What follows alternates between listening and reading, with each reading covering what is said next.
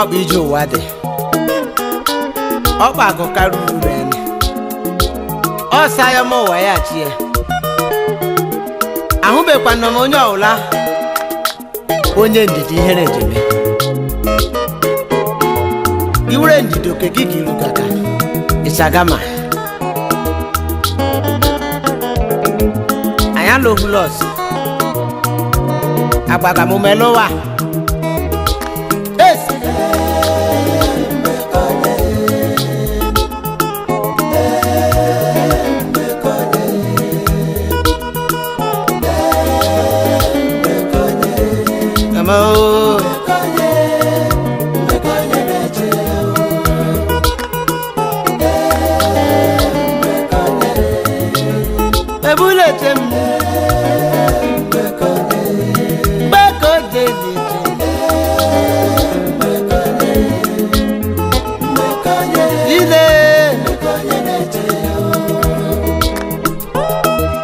ụba na ụra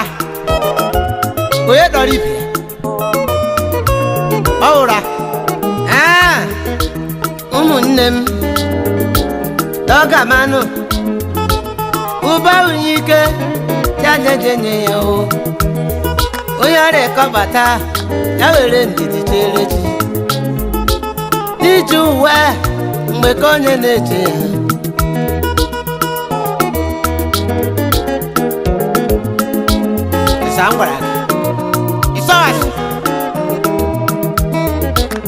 ọkpa bemelon onye ọrịa ka ọ bụ ebulu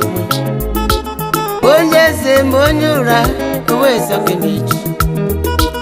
achikere nwambe ji ahụ bepụrụ onye ore n'ụna iji uwe ka onye na-eche ya o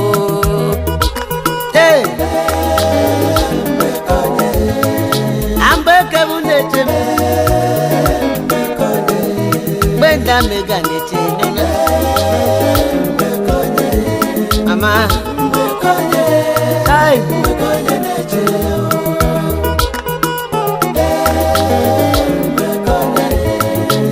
bala n'ụlọ olumo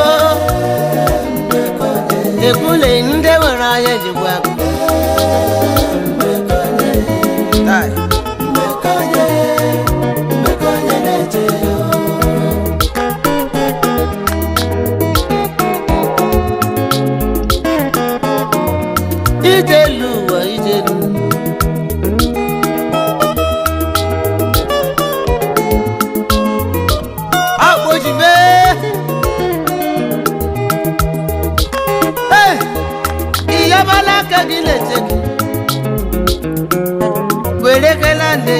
somiji ugwe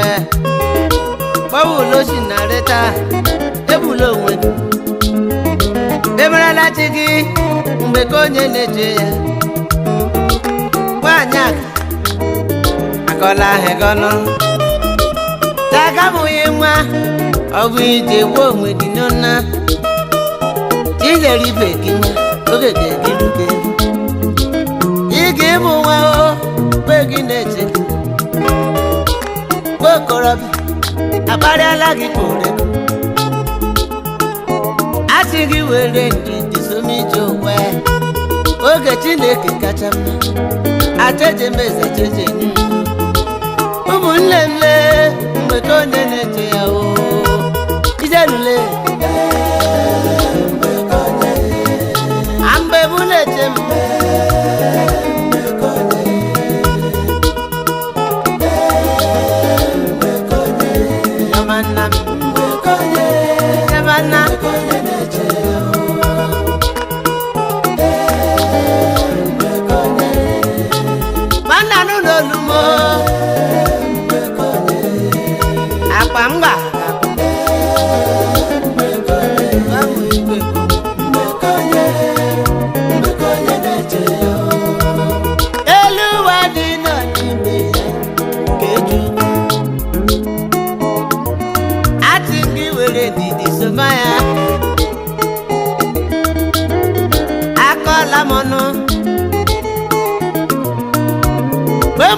ọhụrụ n'elu uwe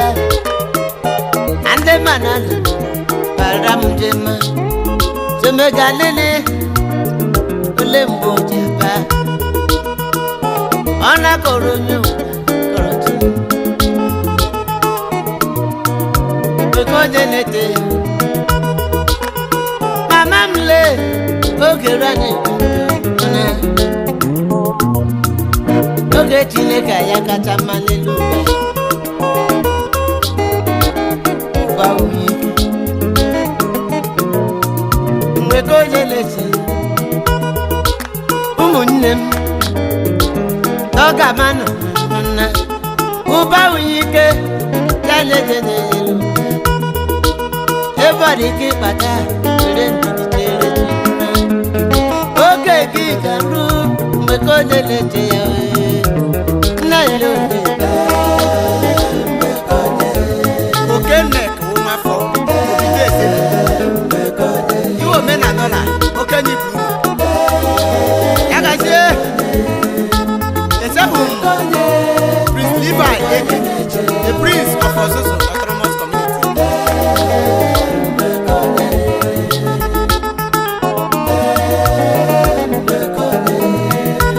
Ọhịa duru one of Eche iwe oke mma ya rịpụrọla gị mma Dr. Matthew Amade ịnwa afụmekwu na ejemọnụ Abuja base.